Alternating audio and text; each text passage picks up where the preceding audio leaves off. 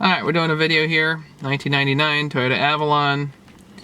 We have 206,000 miles. So we really put the mileage on this thing. We got some codes here. The one that's showing up right now is PO171. And I'm going to turn it on. We're going to notice that this thing is running rough.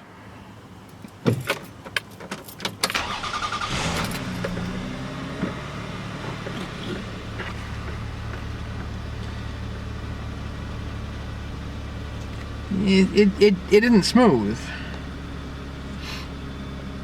I'm gonna hit the link button down here. Let's see what this thing says. Before it was the check engine light was actually blinking, and we have two codes here. They're both PO171, I think. But the check engine light was blinking, which means it actually had a active misfire going on. So I think we have two issues. One of them is a mass airflow sensor problem. The other one is potentially the ignition coils. So we're gonna go and change them out and see what's what. I'm kind of hoping the mass airflow sensor here does something and gets rid of this PO171 code. Let's see. Let's see if I can go to the next one. Yeah, they're both PO171. Okay, so let's change out the mass airflow sensor first and see what happens. Uh-oh. Here, check engine light's blinking. That means we have an active misfire, I think. According to some of the forums, anyway. Great, now we have 6 codes. Okay, so what are all these? PO300, PO302, PO304, PO306, and PO171 again. Alright, first thing I'm going to do actually is change out the mass airflow sensor, which I think is just 2 bolts. There's one here, and one here, and a clip. Should be pretty straightforward. Let's see how that goes. I took 2 bolts off here. There's a bolt here. Yeah. A bolt here, and I unclipped this, but I needed a piece of a plier to do it, so we had to press down on this piece right here. This needs to be pressed down and then pulled out. And the problem is that we can't get the mass airflow sensor out. It doesn't want to go. So we need to actually undo the air box and or then pull move it out. this if that's... Move that. It probably easier to just pop the air box. We just boom, boom, boom, and let's see if that actually comes out. Go ahead. It doesn't. It's a pain in the ass. Hang on.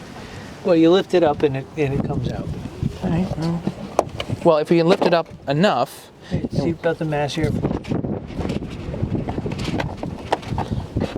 Yeah, so we lift it up enough. Here it comes. We have the new part, and I got this as a Wells Airtex part, but it says Denso. I guess it's all the same manufacturer. So I'm gonna put this O-ring back on. It came out of the car originally,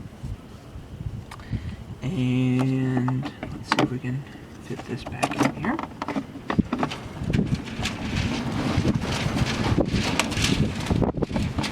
Had to pick a windy day.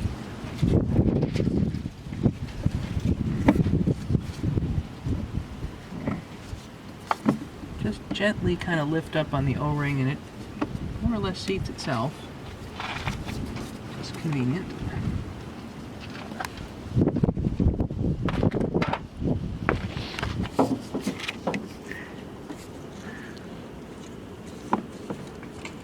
Right. 2 bolts.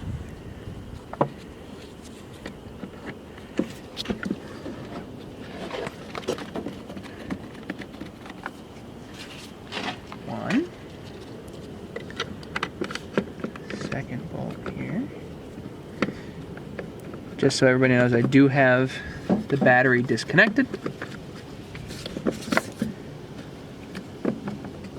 I just gently shake it and make sure it actually is centered up the way it's supposed to be. 200,000 miles in a car really means that it's a good idea to change out the mass airflow sensor, whether this was part of the problem or not.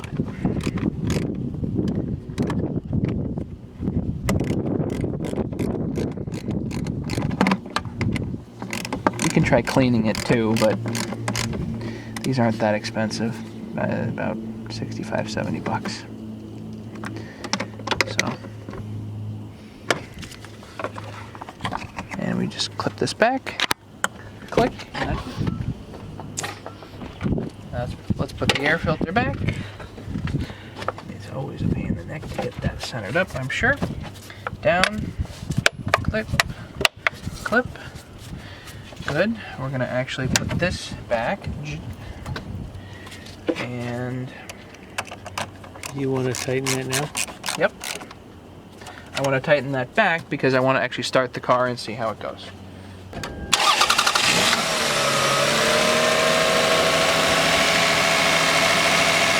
you think? Sounds better.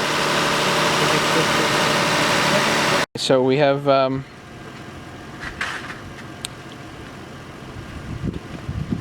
no codes as of right now. We're doing pretty good. No check engine light as of right now, which is good. Means that it's running smoother. I don't know if we need to do the coils or not. I think we're going to do them anyway. But it looks like the mass airflow sensor fixed a lot of codes. So that's a reasonable thing to start with, especially for the money and for the ease of installation. So there you have it. There's our video. Alright, we're going to do the plugs and coils just for the heck of it. Dad, go for it. Yeah. Make sure it's not on. Make sure you're taking them off, but... That's good.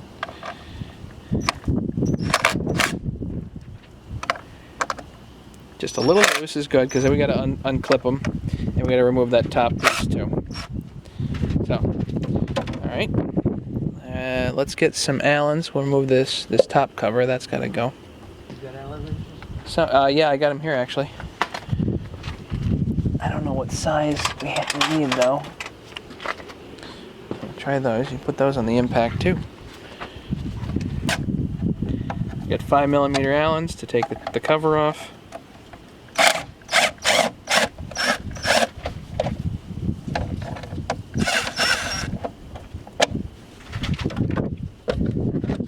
And this just pops off supposedly. There it goes. Couple of clips. Alright, so let's pull those the rest of the way out. Or unclip them first. He's got to be unclipped.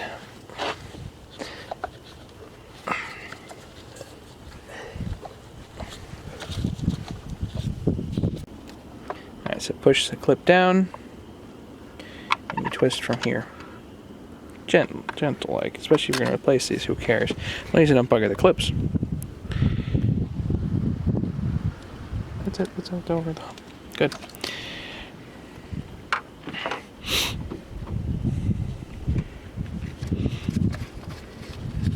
So everybody's got an idea on this. Here's the connector that was attached to the coil, and the way to get it is you actually have to get this tab and bring it out, and then you have to lift it up. So the way to do it is, yep, pop that tab out and lift up all at the same time. Good, we got it. Same with the other one.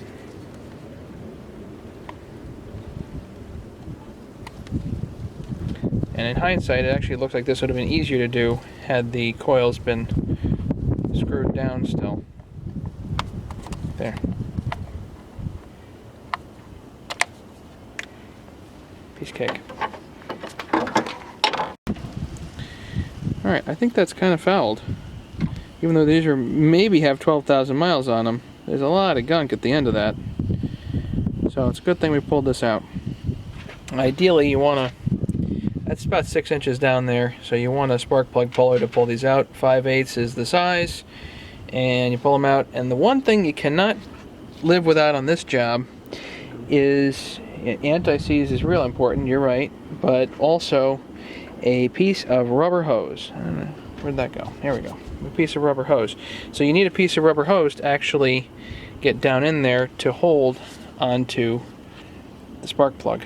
So 1/4 inch ID hose is the ticket. This stuff is actually a little loose, but it more or less works, especially when we're trying to get the new plug down in.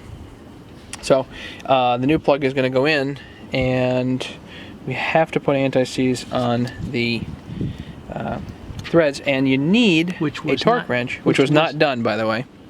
There's no anti-seize on that. That's a little disappointing. Anyway, so we're going to get some anti-seize, and we're going to have the plugs gapped at 0.043, and the torque setting is 13 foot-pounds for these. So we have to put them in with a torque wrench, which we will do. Alright, the new plug is down in there, and I don't think you can see it, but that's okay. New plug is in.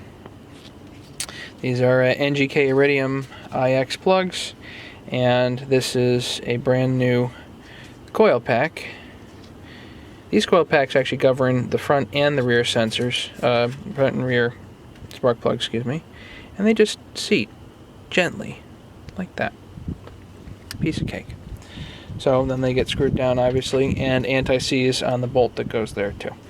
So we're going to do all three in the front, and then we have to somehow get to the spark plugs that are buried in the back. That'll be fun.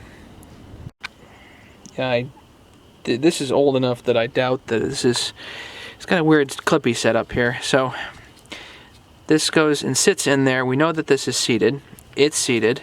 And this clip goes up and over.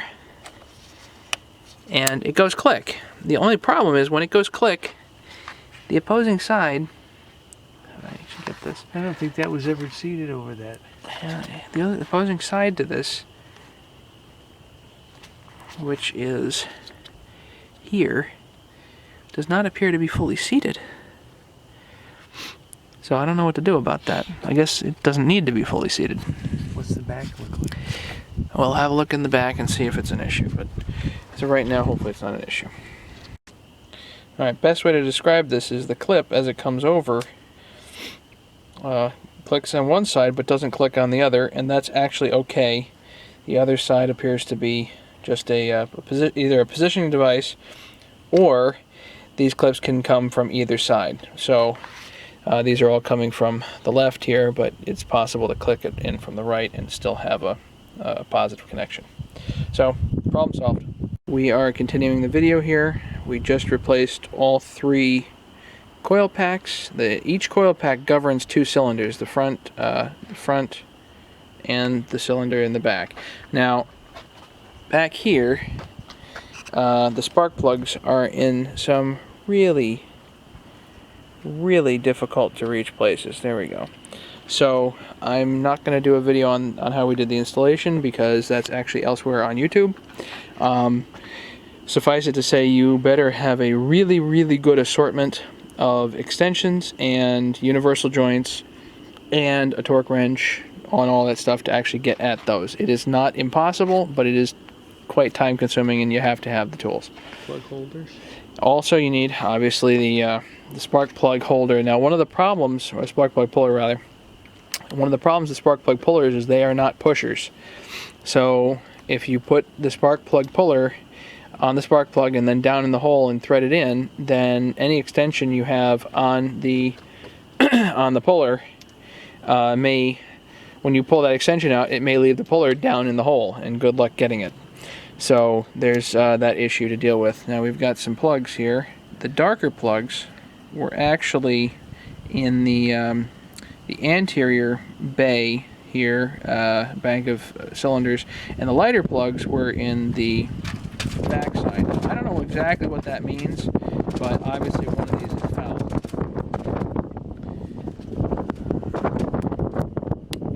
So obviously one of these sets is fouled. So the back side were actually reasonably clean looking, the others are fouled. So I don't know ultimately what's going on, but hopefully let's start this thing up and see if she actually runs. Better stand back. It may blow up. Uh-oh.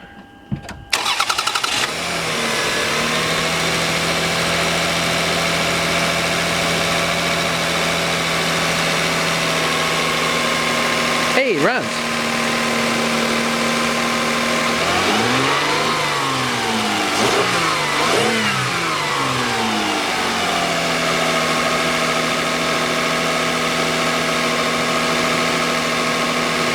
She runs.